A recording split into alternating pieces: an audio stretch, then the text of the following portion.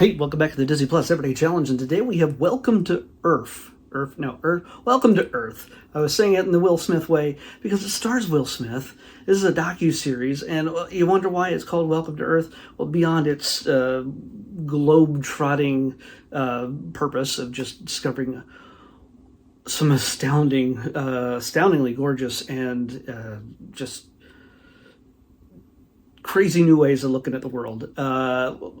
Will Smith was in a movie called Independence Day back in 1995, and his character was one of the first to encounter the aliens that were invading our planet, and he kind of took one down, and his line was, "Welcome to Earth," and that's all I'll say. But yeah, he's so why not call this Will Smith starring docuseries after that line? It just makes sense.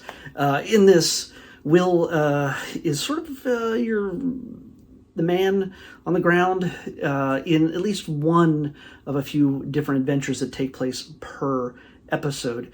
He starts out at the edge of a volcano with a blind man who has climbed Mount Everest and done many things I myself and many of us have never dared to do. So his name's Eric, by the way. But Will is sort of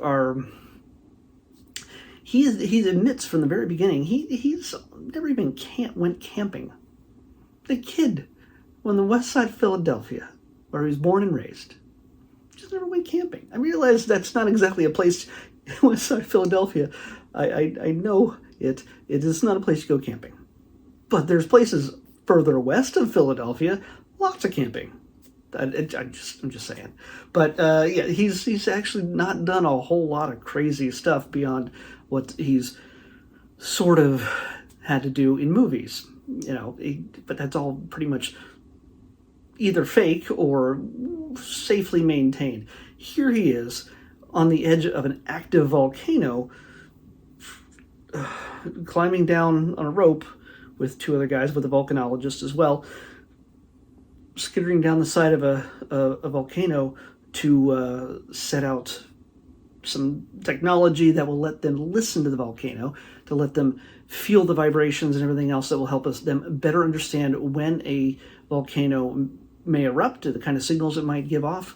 And yeah, it's he really did climb down. Not all the way in, but it's the lava was way down, but it was certainly shooting up. And it's not so much the lava shooting up in many cases, because it doesn't usually get that high, but it shoots up enough that it then cools off and comes down as rocks. Yeah, and you don't want to be in the path of that rock. So this could have been the series called How Will Smith Died.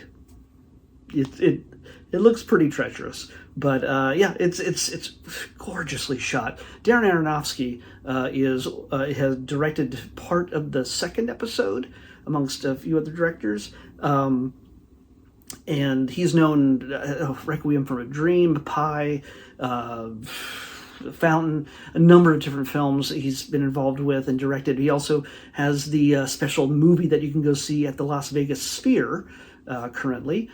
Not the U2 show. There's an hour-long Sphere show that takes advantage of all the technology inside that building that Darren Aronofsky has directed, called Postcards from Earth, and I haven't gotten to see it yet, but everything I've seen of it is just mind-blowing, and it feels very much in the same vein as what we see here in this series.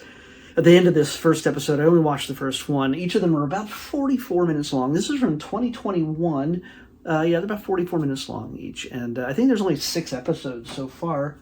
Let me make sure. Yep, 6 episodes. And he travels around the world. This first episode was mainly about sound. Some of the quietest sounds in the world, some of the loudest sounds in the world.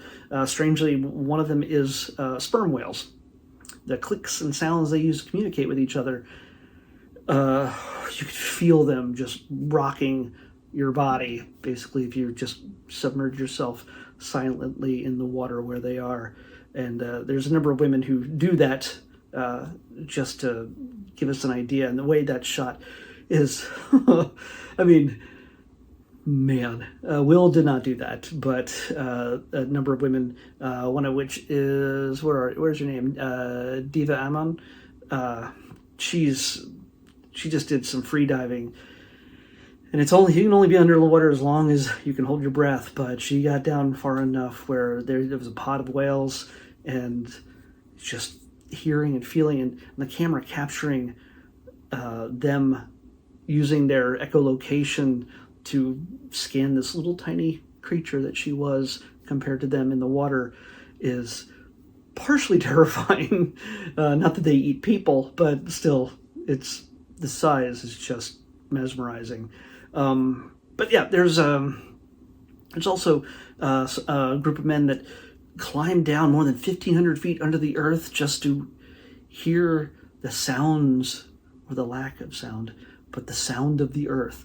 Learned a lot in this. It's not. It doesn't hit you over the head with a lot of facts and graphs and other stuff like that. This is the kind of thing that, if you're a Will Smith fan, you might enjoy seeing his take, often sometimes humorous take on these things. But it's also kind of self-effacing. He doesn't like, oh, I've done this and I've done that, I'm just a big shot. No, he's pretty much in the moment, discovering for the first time what is involved in these.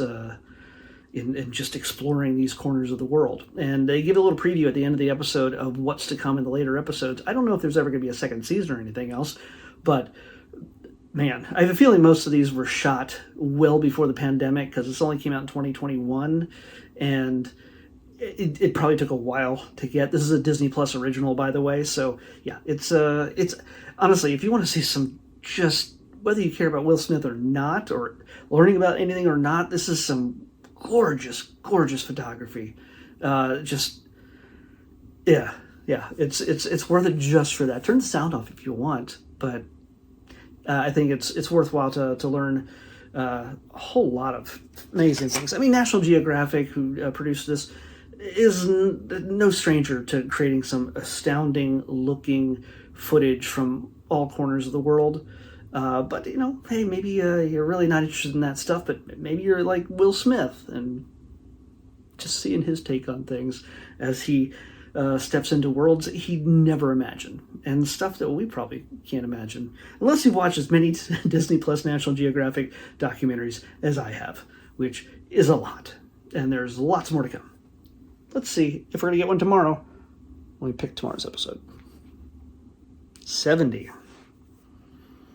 Come on. 70.